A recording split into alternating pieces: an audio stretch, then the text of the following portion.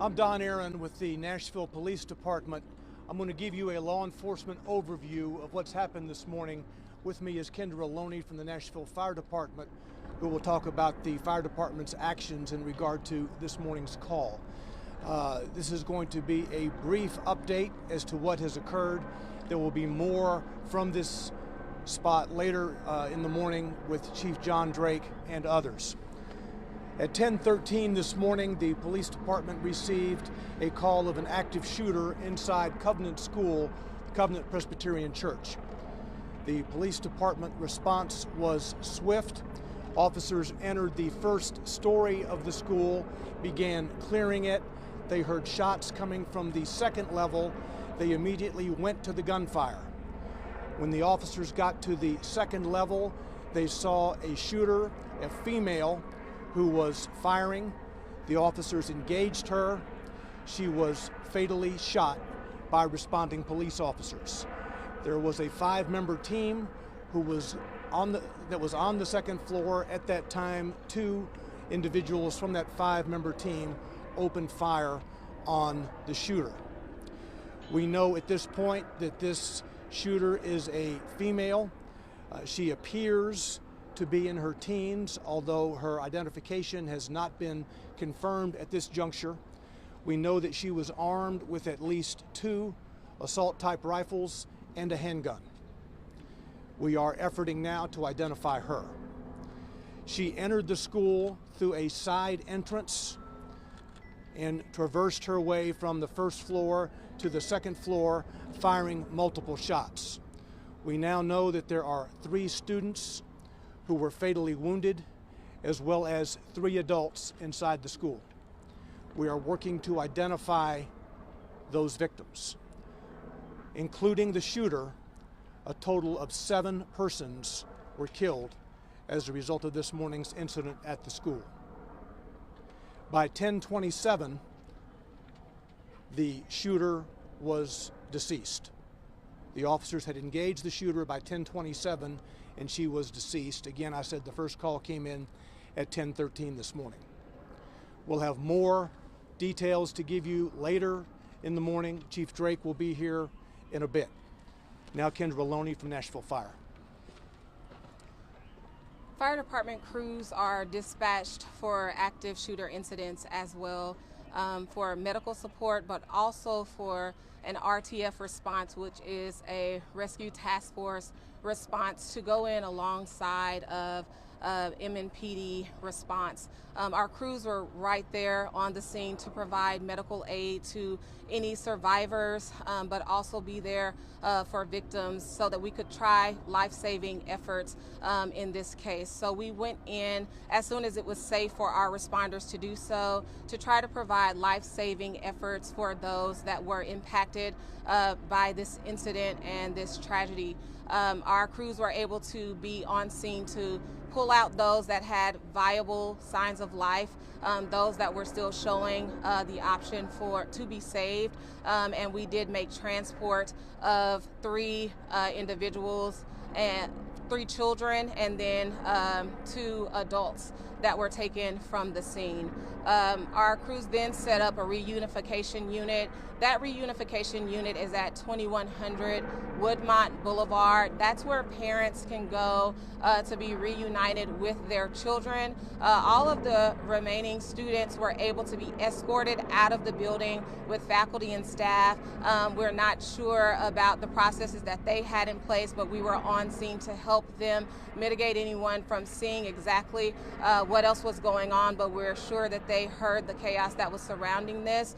So we do have mental health specialists and professionals that are at that reunification site for both the students and the families that are going to be affected by this today. Our OEM units were able to provide buses to make transport from the Covenant School to the reunification site.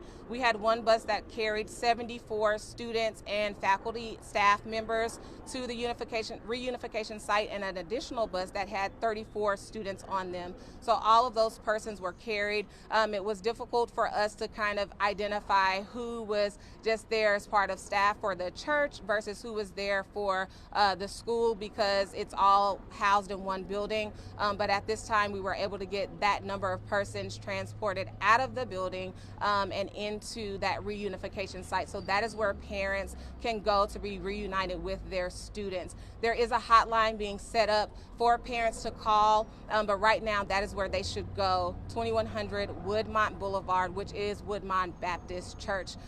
Additionally, we do have a debriefing site set up for on-staff or personnel who are working this incident, and there are mental health professionals set up there for them as well.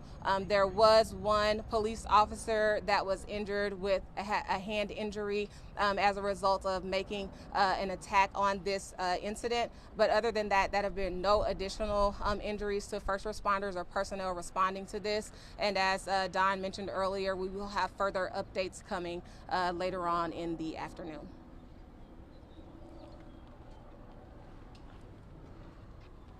So on a typical day, there would be about 209 students inside the school and approximately 40 to 50 staff members, about 42 staff members.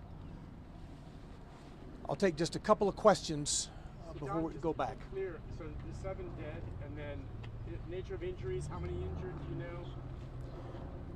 That maybe you're being treated still, or injuries? I know first responders weren't, but... An officer had a wound from cut glass.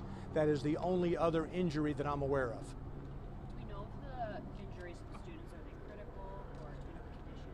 The 3 students are deceased. The 3 students who were shot are deceased. 3 staff members who were shot are deceased. That's a total of 6 victims, and then you have the shooter who was engaged by 2 of our police officers, part of a 5-member team, and she is deceased, for a total of 7 individuals. There are no other gunshot victims, non-lethal, that I'm aware of at present. Do you know how many people were shot? Do you know how many people were shot before the police engaged the shooter? No.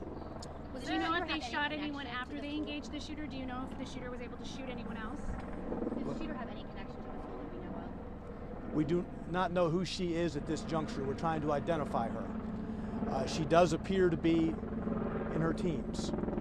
Again, with 2 assault-type rifles and at least 1 pistol.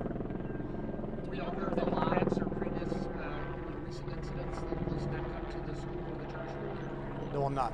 Was there an SRO or an SSO working at the school? No, this is a church that operates a private school. There was no Metro Police personnel assigned to that building at any time.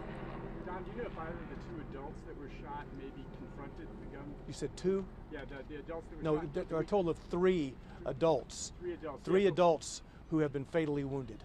Okay, one of them being the shooter? No. No, okay, so 3 total. Do you know So if one of let me go over this again. Okay. You have a total of 6 victims, 3 students who are deceased, and 3 adult staff members from the school who are deceased. The shooter herself makes 7. Do you know if one of the 3 adults maybe confronted her? I do not. Were they teachers? There is video from the school that we are viewing now to try to learn exactly how all of this happened. Can you say where the victims were located? Were they in the hallway, in a classroom? I cannot at this juncture. As you know, 5 of the 6 were transported. So we will get that information later in the day. Did police engage with the shooter inside a classroom or in the hallway? Do we know the location? It is an upper level part of the school. It's kind of a lobby type area. It was not in a classroom per se. All right, we'll be back shortly with more detail. We'll tweet out, give you a 15-minute or so notice before the next one, okay? Thanks.